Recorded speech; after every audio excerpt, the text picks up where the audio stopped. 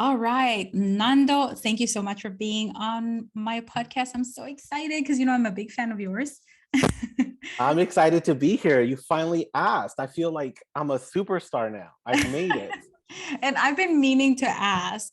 And for some reason, I always in my mind thought, he's not going to want to come and talk with me. But I was like, what am I thinking? But anyway, let me introduce you to our public, whether they're listening or watching. So Nando is a breakthrough coach. He specializes in crushing imposter syndrome, self-sabotage, and a lot more. And you're going to love his energy and his style. So without further ado, welcome, Nando. Thank you. I'm so excited to chat with you and, just share with everybody.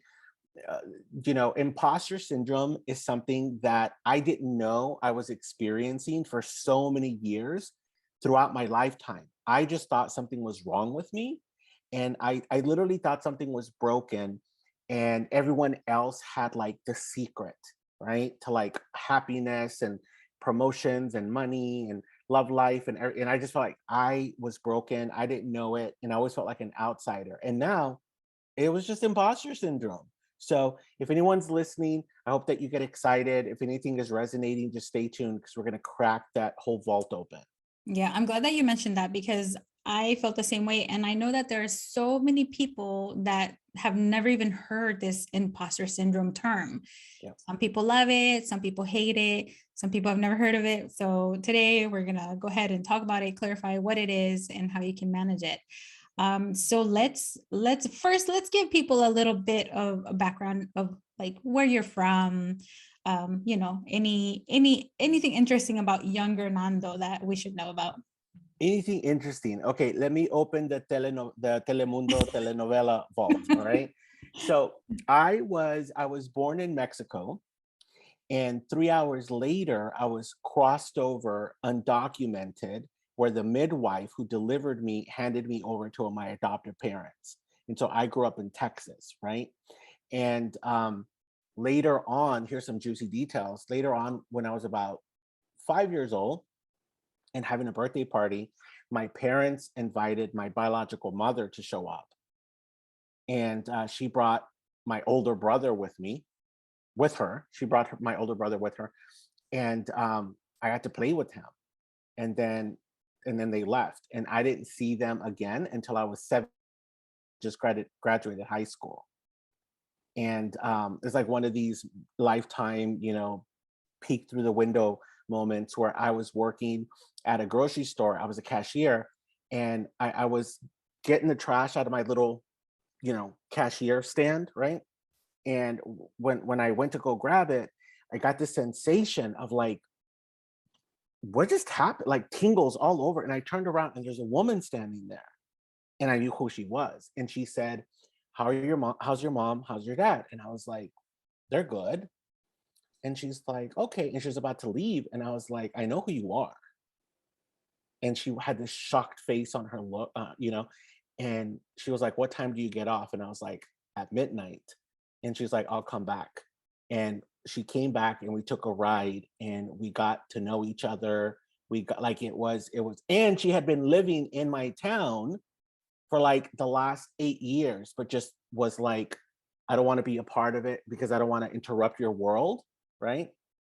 So yeah. So that's a little history of, you can start to see where the, imposter syndrome like had to bubble up. It just had to come out because of these experiences and how my life, was unfolding. And so I can't wait to get into that. But yeah, that Wow. was a little bit of setup. So I had heard other parts of that story. That's incredible. I hadn't heard that she showed up at your birthday party and then Mhm. at the cashier register where you were working. That's crazy because what I've heard is when you were told that you were adopted. Can you share that story a little bit also so that people get an idea of Yeah. where this, yeah. So my parents have always been super open and honest with me. And when they adopted me, I was 3 hours old. I had a I had a sister already, like instant family. Add water, boom, instant family. She was 8 years older. They had adopted her from a different family previously. right? They had her for 8 years and then they got me. So at 5 years old, my parents took me into the bedroom and they sat me on the bed with all my toys. I think I even have a picture of it, like completely spoiled brat. I'm not even gonna lie, like everything. And keep in mind, this is 1980 toys. Like they're the best toys, right? Like you break something off and swallow it. So I'm sitting on the bed and they tell me, hey, we love you and you're adopted. And I didn't really know what adopted meant, except that I didn't come from my mom's belly. And I must have come from somebody else's belly. And that means that whoever's belly I came from didn't want me. That's where 5-year-old little brain, they didn't want me. So they gave me over to these people, and these people can send me back. So there must be something wrong with me. There must be something that I must have done wrong. I'm just a bad, wrong person. So I have to be perfect in order for them not to send me back.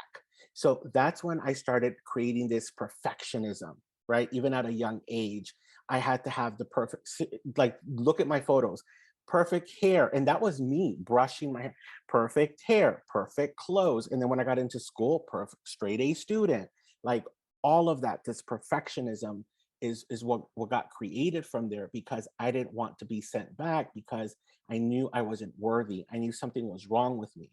And so I didn't realize that I was carrying that something's wrong with me, I'm not worthy, all into my life, all my experiences, right? So it explains why I never asked for raises. I never asked for title promotions. I was trapped in a lot of toxic love relationships. My friendships were toxic, because you got to keep in mind, if fundamentally I believe something was wrong with me, I wasn't worthy, then I had to be creating these experiences to prove my point. So it wasn't years later until, what's wrong? Like, there's a whole new world, like, stop believing that. So, oh, imposter syndrome. Yeah. That is deep, what you just shared. And it's crazy that because you were 5 when you were told you were adopted. But when they told you, did they tell you at 3 months old we adopted you, or 3 hours? yeah, 3 hours? Mhm. So then you immediately thought something's wrong and you Yeah. have to be perfect. While you were growing up and you had this perfectionism Mhm. syndrome, did you know that you were striving for perfectionism? No, it was just something that's the way it had to be. And when you talk to most perfectionists, or when you talk to most people that are controlling, because see, perfectionism kind of like you tiptoe the line of control Yeah. issues, right? Where if people just did what I told them to do, if people would just do the things that they were supposed to, life would be perfect. And we would never be, over budget. We would never be overweight. We would never be that, like, whatever it is, you're trying to control because you want things to be perfect. And behind the perfectionism, there's a real commitment. Like, you honestly want a perfect, I'll give you an example. Right after I graduated high school, I went on a road trip with a couple of friends of mine, and we went to Disneyland. So we went from Texas to Disneyland. I forgot how many days it was. Maybe it was 2 days, because we were just driving. But we experienced so many breakdowns. Like, literally, in Arizona, we took 2 cars and we were just follow each other. One of the cars literally broke down, like something with the fan belt or something like that. And the car I was in, same trip, car I was in, people were having a happy experience. Like, oh my God, the car just broke down. It's Arizona. It's 3 a.m. What are we going to do? Like, adventure. The car we were following, they were pissed. They were angry, right? Because that's not how it was supposed to go. We were supposed to be here by this time, and da da da. And even when we got to Disneyland, the person who was running the show from the first car had such a tight schedule. It just made it not fun. But she was committed that we all have fun and that we all fit in 60 things in that one day. Did you see what I'm saying? So Yeah. perfectionist, the heart is in the right place, but the execution is where we need work on. So no, I didn't know, and she didn't know that that's how she was coming across. There's always an impact. So I didn't know that that's what I was doing, and I was always hard on myself. Why did you get an A minus? Why not an A plus? Why can't, and then imagine when I started gaining weight as a teenager, because I discovered, oh, I'm gay. That was like, that didn't fit into the perfect thing either, right? Especially being Mexican, living in Texas.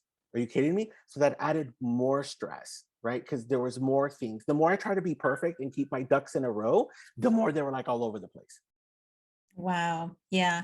You've given so many great examples, and I hope this is resonating with people because as you're sharing this, I'm thinking of my own experiences because you and I have had this discussion a few times that I too come from the world of perfectionism and that I have that control issue. And I didn't know that until I was hearing you. I mean, I'd heard it, but it didn't click until I heard you explain it a certain way. And I think that that is what's so unique about you, how you help people. It's like you know how to dig deep and then touch that spot in that person. I don't know how you do it. It's magical. So, Thank you. I just got chills. Thank you so yes, much. Like I love hearing stuff like that because it takes yes, practice, and I come from a place where I want people to heal, but not just heal, but then thrive. Whether mhm. that's an entrepreneur, whether that's a mom feeling good about, what she's up to. I want people to heal and then thrive. So I just don't stop at point one. We go all the way from A to Z. Yeah, and you mentioned so many times like you're gonna do the hard work. And now that I enrolled in your Bullboss Academy, and I'm so looking forward to it, I'm excited, but I'm kind of like, oh my gosh, what's Uh-huh. going to happen? Because I know the hard work is coming. And I just want to point and say this that I've been to therapists before, and I know that all of them have different methods, Mhm. but I feel like your method is more actionable than what I've experienced in the past just by watching you interact with other people and with the conversations you and I have had and how you touch that spot, well, a few different spots. And I'm like, oh crap, I didn't know that. Or maybe I did know it, but you're bringing it up to the surface. And now I can't ignore it. I have to deal with it. Yeah. And part of my problem too is the imposter syndrome. So let's talk a little bit about that because people really don't understand it. Or some Yeah. people think that it's nothing. They're like, oh, that's just a made up thing. So here's the imposter syndrome. The original name is the imposter syndrome phenomenon, right? Somewhere down the line, we attach syndrome to it. And I think that attaching syndrome to it is what has people resist even Mhm. exploring, do I have it? Because nobody wants to have a syndrome. It's not a happy thing. Like, oh, I have this kind of syndrome, right? So back in 1978, there was a research done by two psychologists, Dr. Clancy and Dr. Imes, in women in higher academia.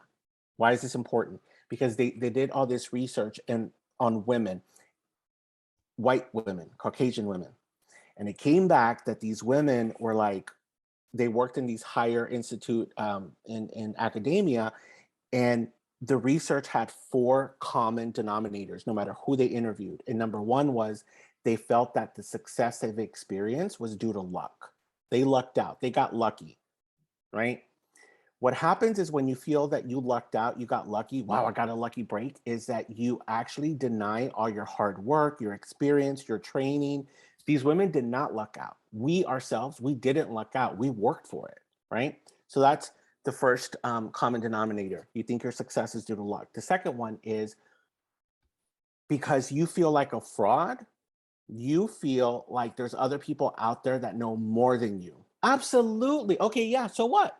Absolutely. There's people that know more than you. Okay, and what?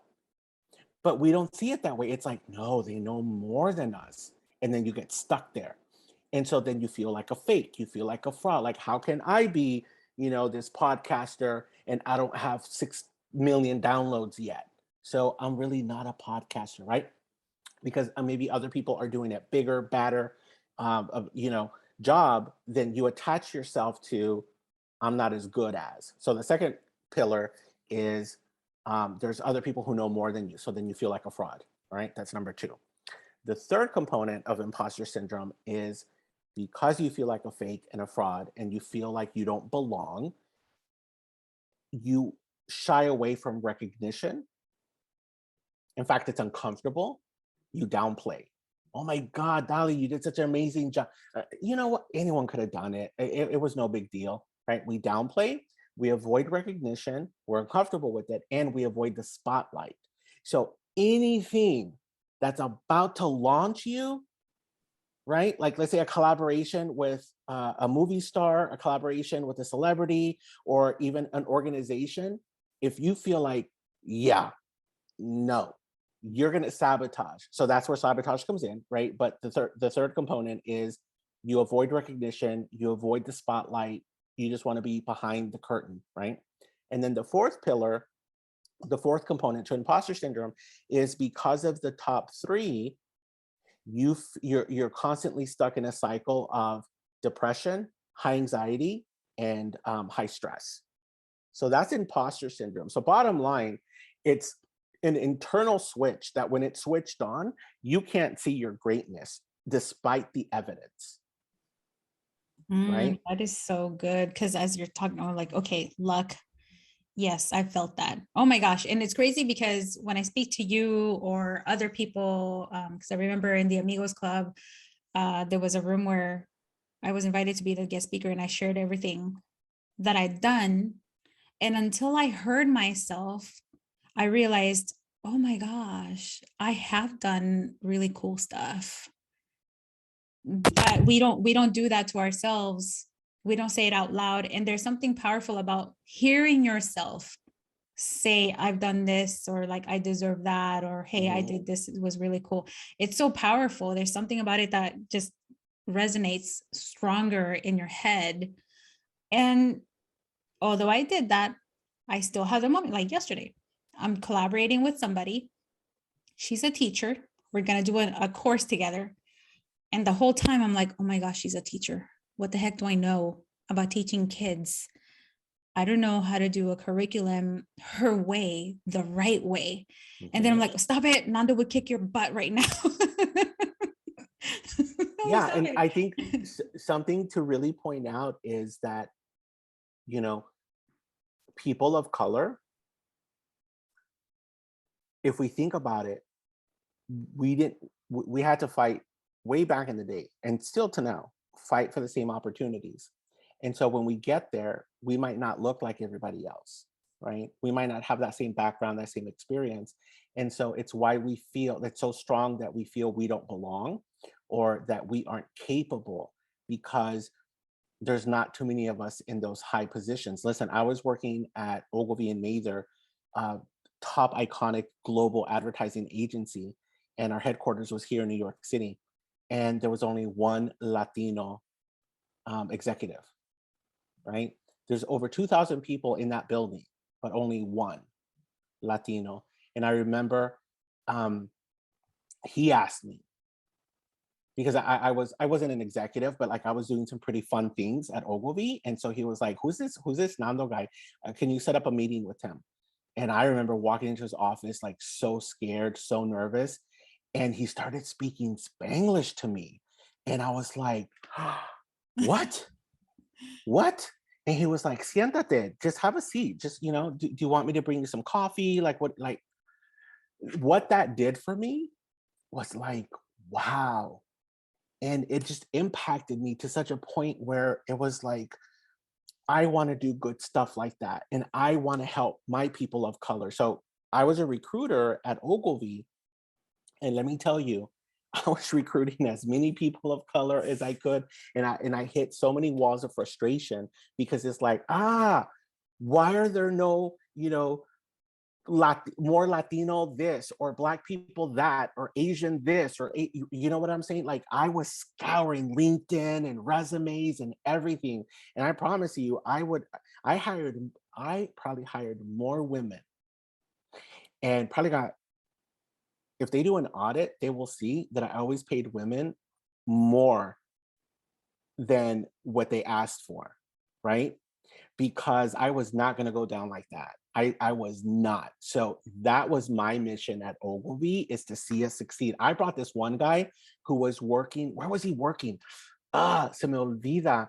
Mauricio. He came into Amigos one day. He's got like this booming voice. He belongs on voiceovers. He's got this booming voice.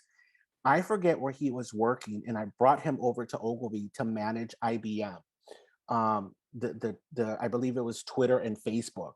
And he was just like, I don't know if I can do this. I'm like, you can do this. Trust me. And when you go on for your interview, this is what you say. Like, I would prep them. I would say, this is what you say. Don't ever say this, da, da, da. And one right after the other, boom, boom, boom. They all got hired. They'd get the job. And they'd be, before you know it, there was more, people of color at Ogilvy, but imposter syndrome lives more with us. And a study has been done because there's not a lot of us in the building. And so we feel like we don't belong, and that I don't belong resonates louder. That thought, I don't belong, then becomes a reoccurring thought. And I want to let you and everybody know, 80% of the thoughts we think on a daily basis are negative.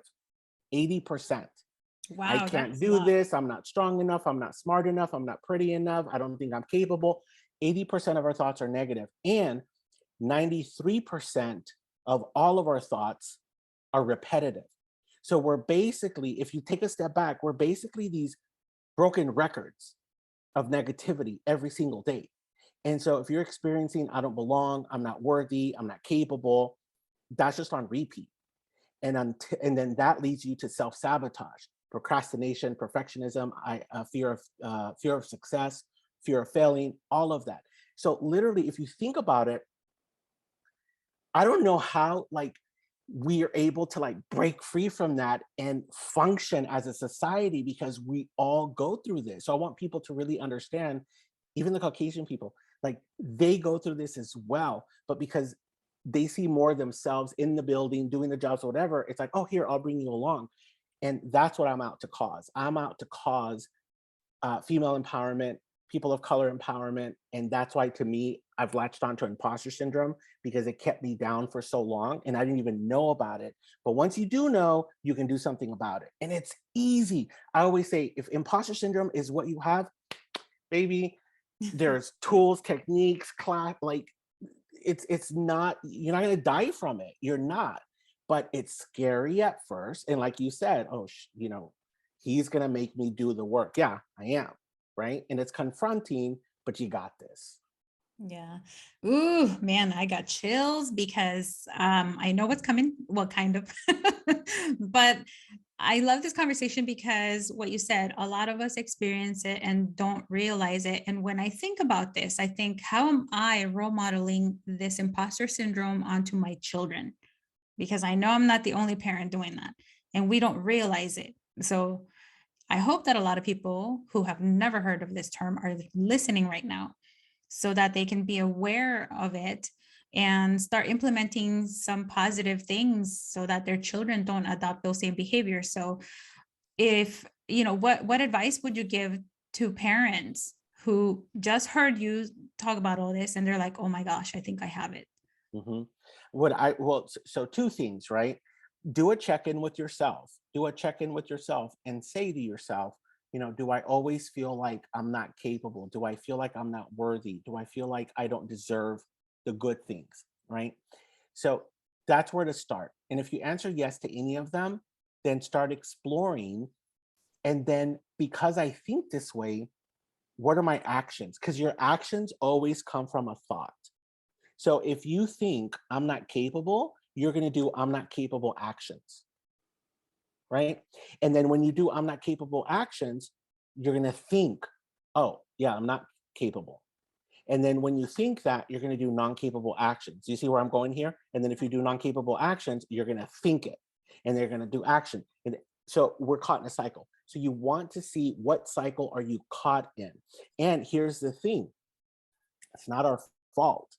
I promise you, it's not that you're not smart enough. It's not that you're not capable. It's in our biology.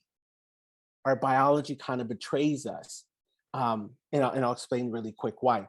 When you have a thought of, I don't feel good, your brain sends out this signal that then your brain says, oh, you don't feel good? Oh, okay, let's make you not feel good, and sends out these neurotransmitters so that you don't feel, maybe you feel tired, maybe you feel weak, and then you feel weak, and your brain says, oh, we're tired. And so your brain says, oh, we're tired. So it sends out the neurotransmitter to make you feel that way. So it's, again, it's that cycle: thought, feeling, feeling, thought, thought, feeling, feeling, thought.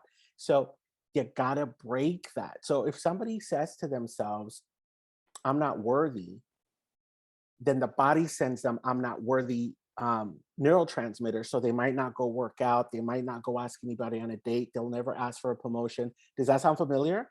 Like, that was me. That was me. So my own brain was keeping me inside of, I'm not worthy. And the more I was getting those neurotransmitters, the more I was in. And before I knew it, I was the not worthy guy. So we all know these people. Oh, that's the I'm always tired woman. Oh, that's the always cranky guy. Oh, that's, and you could pretty much tell that that's the thought process that they're stuck in. And then the opposite is true. Oh my God, that person's always doing these amazing things. Oh my God, like, you know, every month, every week, they're up to something amazing, because you can tell that's their thought process, right? Right. So, once you're able to biohack your biology, you're able to jump on this new way of being, which is fabulous. So you said, how do parents start with you? And then start to notice, what are your kids' personalities? What are you receiving feedback from the teachers, right? Like little Tommy is, not participating. He's a loner. Da da da. It's time to, like, the earlier you start, you get to start being with them, and asking them, how's it going? How you feeling? And kids are going to keep a lot to them. I kept all of this to myself. So at that point, you got to reach out to someone like you or professionals to help you crack that egg open. But with kids, though, who they are at home isn't always who they are outside of home, right? At home, they can be rowdy, rude, like all this stuff. And then at home, they're like these gentle little, frightened little beasts, right? And you're like, seriously? Like, who are you? So that also comes into play, because you want them to start being the same person all around, right? Because then we start fragmenting ourselves. And I think that's what gets us sometimes into these tight spots. Yeah, that's really, really good advice. I think you can discover so much by observing, Mhm. but you have to know what you need to observe, which you just gave us, which is great. So you help people overcome this imposter syndrome. So do you help them eliminate it completely, or is it more of this is one of those things where you just manage throughout your lifetime? Yeah, it's a manage.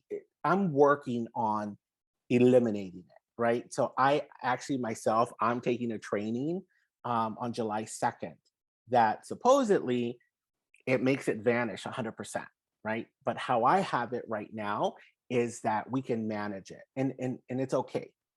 We can manage it, because if you think about it, some days, like, I'm not out to create little robots. Like, oh, Dali, after when you're in Bullboss, you can never have a negative thought. You can never do a negative thing. Like, no, it's how to manage when you have those bad days. How to manage, how to deal with yourself and still do what you got to do, even though the dishes are piling up, even though maybe the electric bill is, like, a week late or what have you, and not make it mean such a big deal. So I right now, my personal philosophy is, it doesn't disappear. What happens is that you get stronger. And so, just like a video game, whatever used to kill you on level 1, you're past that. Now you're level 2. But that means that those new challenges are a little bit tougher for you right now, right? And then eventually we go to level 3. So does that land pretty much, Yeah. like, but by the time you're done with Bull Boss, the stuff that used to be like so stressful or whatever, you're gonna be like, whatever, but new stresses are gonna come on. And that's what I tell my clients. You want big problems. You want big, juicy, fat problems. The problems you have now, can I pay the electric bill? That's not a juicy problem. It's not. You know what a juicy problem is? Juicy problem, Dali, is you have a deal from Spotify that they want to convert your podcast into the first anti-bullying paid $3 million deal. Or do you go over to iHeartRadio, where it's a $2 million deal, but they're going to give you a celebrity co-host? Yeah, Isn't that that was, a bigger, yeah. isn't that a juicier problem? Yes, actually, just the thought scared the crap out of me. But wouldn't you rather have that be the thing that keeps you up for 2 or 3 nights? Like, Yeah. do I do, 3 million Mhm. or 2 million with a celebrity guest every time? Like, that's what I'm saying. That's a juicy problem. And don't you get excited a little bit? Like, Yeah. I want juicier problems. I want big problems like that, not the ones I'm dealing with now, but consider the reason that you're dealing with what all of us, the reason we're dealing with whatever problems is thought, feeling, feeling, thought, feeling, thought. 80% of our thoughts are negative, 93% are on repeat. Boom, there you go. And we can change that. And I know that you help people manage that, and you do that through Bullboss Academy. So tell us a little bit more about where people can sign up for it and how long it is and what can they Yeah. expect. So I run Bullboss Academy, which is a 12-week online group coaching program. And it's live. Okay. It's live. It's not pre-recorded. Nothing wrong with pre-recorded. I just love the magic of live. So I could see it click. So I could see, when it landed for you. Right. So it's a 12-week program. We actually have one starting up June 23rd, which is in 2 weeks on Thursday. And we're going to run until September 8th. Right. And then after that, I think maybe halfway through that bull boss, I'm going to start recruiting for the second bull boss, right? And so what we do is I break it up. I tell folks, think of it as like 4 courses, right? Because it's 12 weeks. So each course is 3 weeks. The first 3 weeks, we're going to focus on resiliency, right? And I have it that resiliency is picking yourself up after failure with no loss of enthusiasm. How awesome is that? Mhm. Right? Because what we tend to do is we tend to like, oh, that didn't work out. I'm a loser. I'm a failure. And then you don't touch whatever that is for like 2 weeks, 3 weeks, maybe even a month. Maybe you just give up on it. No, we're going to be able to take you from failure to failure with no loss of enthusiasm. Okay, got it. What's next? Right? That's resiliency. That's the first course. The second course is actually unstoppable confidence. Because now that you're resilient, you get to show up confident everywhere you go, whether it's with clients at school, at work, with your family. Like there's going to be this new way about you that's just a little bit more confident, right? That's a lot more confident. The third course is money blocks. Hello. Like this, I would say, is something that we don't talk about because we keep it very taboo. It's very secret. How much do you make? I would never ask that. I would never say, right? And so when we're trapped inside of that, I already know that there's a scarcity mentality, right? And here's the thing, automatic. If you're experiencing imposter syndrome, your abundance is broken. I already know that for a fact. So because I was there too, I was trapped in, because think about it. If you think your success is due to luck, you're just lucky you're getting paid. You're lucky you're getting a paycheck. You're lucky, someone's offering something, even though you're not getting paid. It's, okay, Dali, can you do these 5 videos for us on Instagram? We're not going to pay you, but we'll retweet you or something. And we just think, oh my God, I should feel so honored. So all of that is in scarcity mentality. So course 3 is money blocks. And then last is leadership. Because if you're going to grow your business, if you're going to grow your entrepreneurship, you got to show up as a leader. And some of us don't know how to do that. We're confronted with, asking people or delegating and things of that. So that's the Bull Boss in a nutshell. We do it all in 12 weeks. And whoever signs up for Bull Boss, you get Bull Boss office hours. And what that means is even after your Bull Boss is done, you still have access to me. So, because I have office hours every week. And depending on when they are for that quarter or that season, you'll still be able to come in even after you're done with Bull Boss. I love the fact that this is live. You know why? Because that means I have to be super committed to show up and do the Yeah. work. Yeah, that's such a clever strategy. And again, I'm looking forward to it. How big can people expect the groups to be? It all depends. It all depends because I'll be honest with you, right? I myself was self-sabotaging and was like, I can only accept 10 people, I can, so, you know, 10 was my max. And I actually got a coach and she was like, why are you capping yourself? And I'm like, no, because remember, perfectionist, controlling, right? It doesn't always go away. So I'm not the 10 I used to be. Maybe I'm like a 2 or a 4. If you talk to my husband, he'd say I'm a 20, but I think I'm a 2 or a 4. So when my coach was like, why are you capping it at 10? Well, that's how it is. Like I won't be able to, talk to every single person in that session and make sure that they're getting out of, because that's really where I was standing. Now, like, if you're going to pay money, good money to come and be in Bullboss, I want to make sure that you're getting what there is for you to get, right? And she said, how do you know that they're not? Like, you have it that if you can't speak to every single person that session, they didn't get something. Is that necessarily true? And so she was challenging my limited beliefs, my control issues. And so what's happened is I blew the cap off. So right now it's pretty much, if I can get 50 people, 500 people into Bullboss, then that's how big the class is going to be. Yeah. So there's no cap. So, and I say this to everyone because I want you to see how me as a coach, still growing, still being challenged, and still doing the work. And that, I feel that's the kind of coach you want.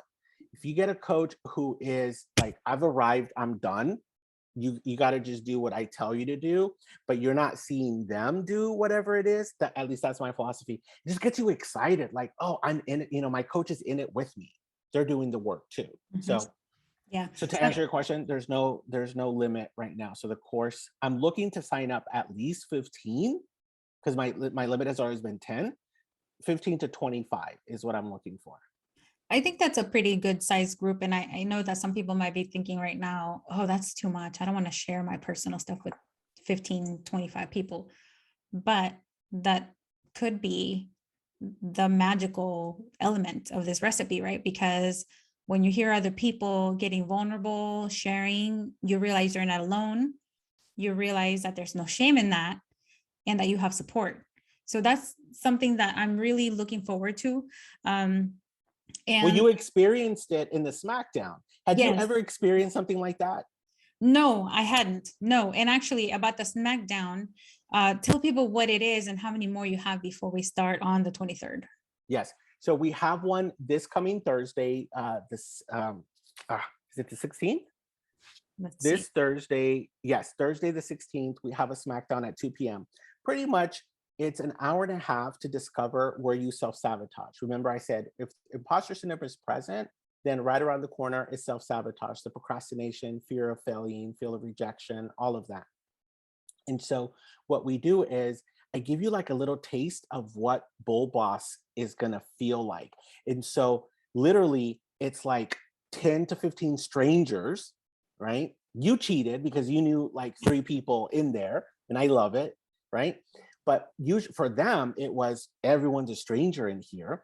And all of a sudden, because of what we're out to do, people are sharing some of their deepest, uh, darkest memories, and like they really crack open that vulnerability vault.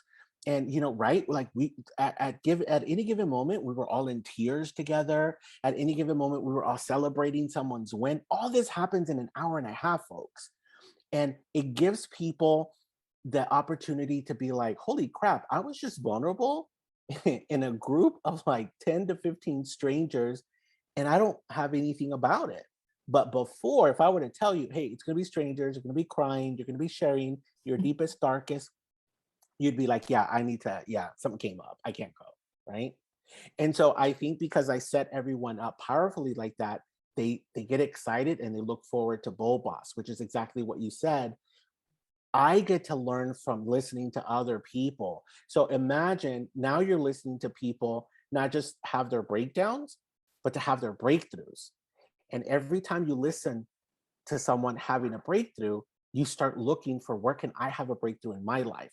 So your breakthroughs, instead of just having one, if there's 10 people in the room and each one shares, you might end up having 6 or 7 that week. There's something about that, right? Because when I attended and this one person had a breakthrough, there was a part of me that was like, oh my gosh, I want my breakthrough. Because if I have my breakthrough, that means I'm moving forward. Yeah. And in a healthy way.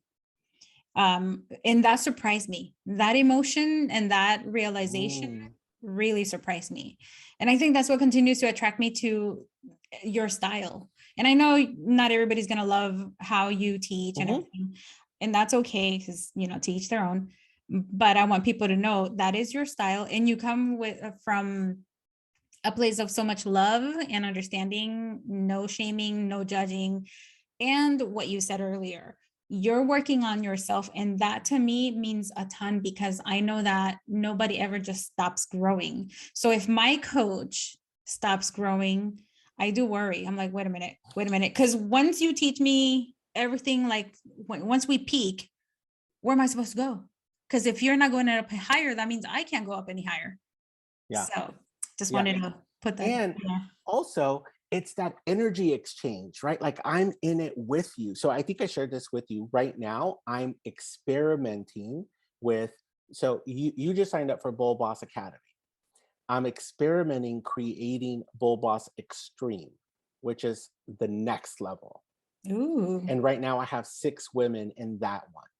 And this is Bullboss Extreme, where now that you have the foundation of Bullboss, all these tools, let's accelerate. Let's pump the gas now and get you to accelerate those money goals. I have somebody that her goal is to make 65,000 by December.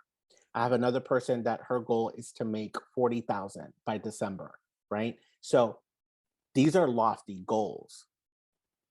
And it means they have to show up a certain way.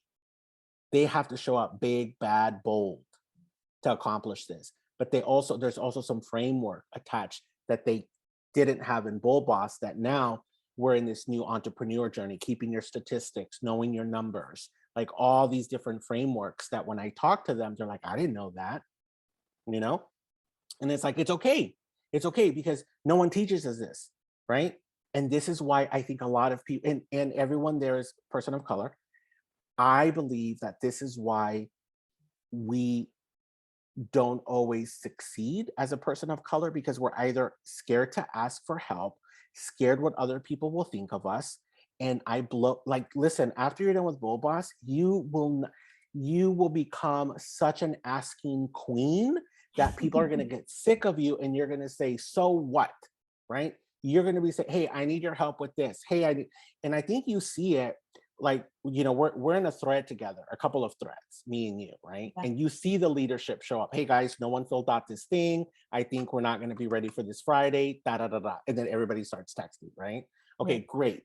Fill it out and let me know. And then everybody, again, I am walking the walk, and it's confronting. I'm not going to lie to you. It's like, people are going to be like, oh, he's doing the Nando thing. But it doesn't matter. It doesn't matter. Like I'm out to cause leadership. I'm out to cause breakthroughs. So if somebody has a problem with filling out a Google sheet, then maybe do you get what I'm saying? Yes. So that's going to be you. So just get ready because old me was a lone wolf.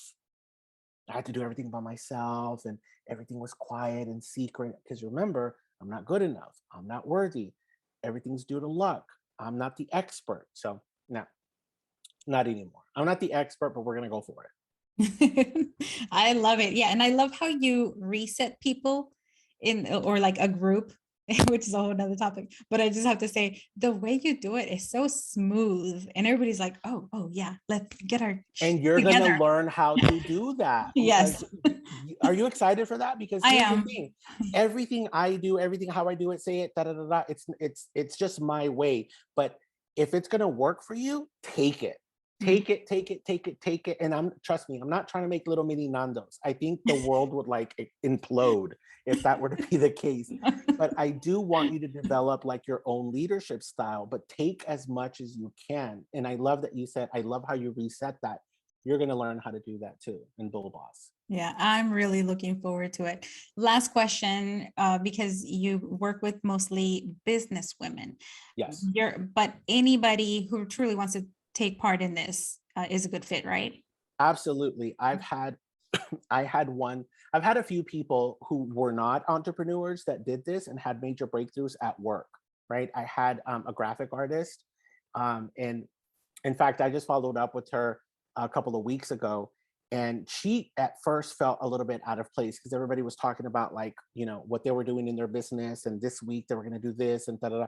And she didn't have that because she worked for, como se dice, an agency where all their clients were fitness, like Peloton and all that. So she was creating all their banners and social media assets, right?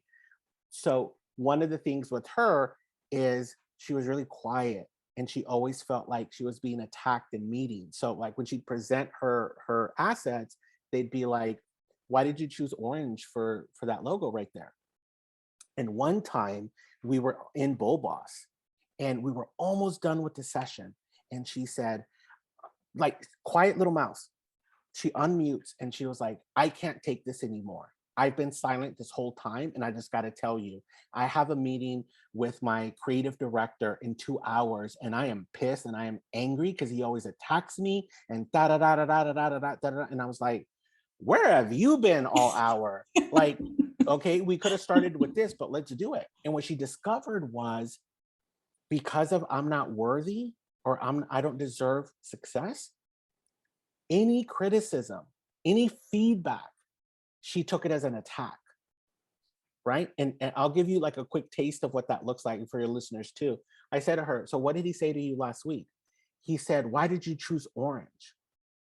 And I'm like, okay, what did you make it mean? Well, that I was wrong, like orange was not the color. Okay, did he say that? Yes. Okay, what did he say? Why did you choose orange? Okay, so why did you choose orange is the same as you should not have chosen orange. And it finally hit her. Oh, I said, what if Santa Claus were to ask you, why did you choose orange? And she started laughing.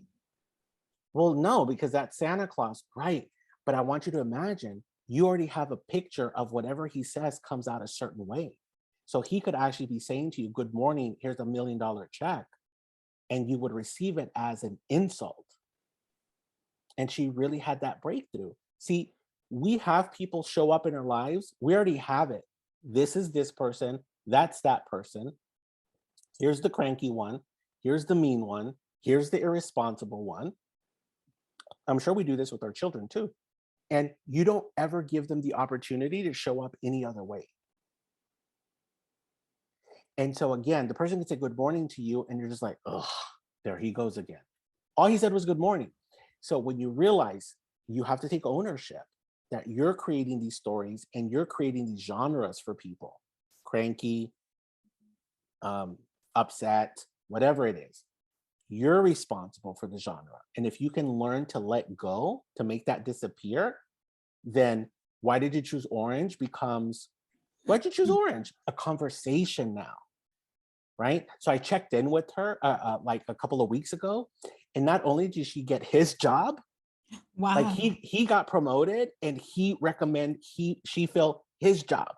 So now they're amazing partners together. So she's not an entrepreneur, but this works for anyone and everyone wanting to have a breakthrough in communication, at work, at home, family, friends, money. So yes, I invite anyone and everyone to explore Bullboss for sure. Oh, thank you so much, Nando. This has been such a good conversation. I hope that people took a lot away from what they heard.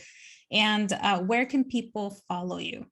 Yes. I don't even know. Yeah, it's at Nandoism wherever you go, whether it's TikTok, Instagram, Twitter, at Nandoism. And my website is nandoism.com.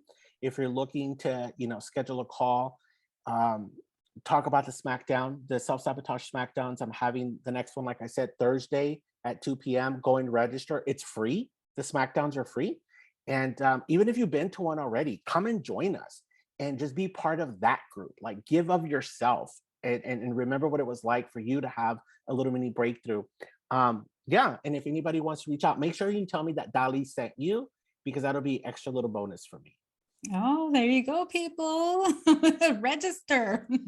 Yeah. And yeah, the link is in his bio in Instagram, if that's where, pretty much anywhere. And if you can't find him, reach out to me. I will send you the link. I just want people to take advantage of this amazing opportunity, because I'm telling you, people, if you attend the SmackDown, you're really gonna get a taste of what Nando is about and how he teaches. You're gonna have an aha moment for sure, because I think every single person had it when I attended it, and I'm gonna attend the next one too. And that right there, that's what I love. I want like action. I don't want somebody to just talk to me. I want somebody to help me get something out, like, self-discovery, something, and that is the gift that you have, that you're able to do that. So, well, I think it's easily coming to you. Who knows, you might not feel that way, but yeah, that's all. And I hope that people, if they don't register, to at least follow you, because the messages that you put on Instagram are so beautiful and happy and positive. There's so many that the first thing I do in the morning is scroll through my amigos, their feed, and you always have something that is share worthy. So I share it to my stories, because I'm like, oh, my people who You do. follow I me. see that. I Yeah, appreciate that. yeah, of course, because it's just positive, and I don't think we have enough positivity out there. So I just try to share. So thanks again, Nando. I know I'm chatting away. Any last words before we go? No, just, if you feel you're broken, if you feel something's wrong, there's not. Trust me, trust me, trust me. For someone who's been there and done that, just go and explore self-sabotage, imposter syndrome. Have a conversation with someone that you love and that you trust. Just let them know how you're feeling. Thank you so much, Nando. Yeah. Well, there you have it, another amazing conversation. I hope that you took a lot out of this conversation, that you start thinking of it as, I have to look within so that I can help my children. Because, that's what this podcast is about. It's about bringing in the experts who tell us or share with us, their methods on how we can improve ourselves, so that we can be that mirror image for our children, because our kids need a lot of examples. And no matter how much you say to them, be positive, or, believe in yourself, they're not going to do it unless they see you doing the work. So again, thank you so much for tuning in, and don't forget to share this podcast with at least 3 other parents. Okay. All right. Have a good one. Hey, did you like that episode? If you did, be sure to subscribe to this podcast wherever you may be listening and write a review. If you want more tips or some behind-the-scenes videos, make sure to follow my mom at Dalitalks on Instagram. You can turn on notifications for her posts and stories as well. Thank you so much for listening to this podcast. See you next time.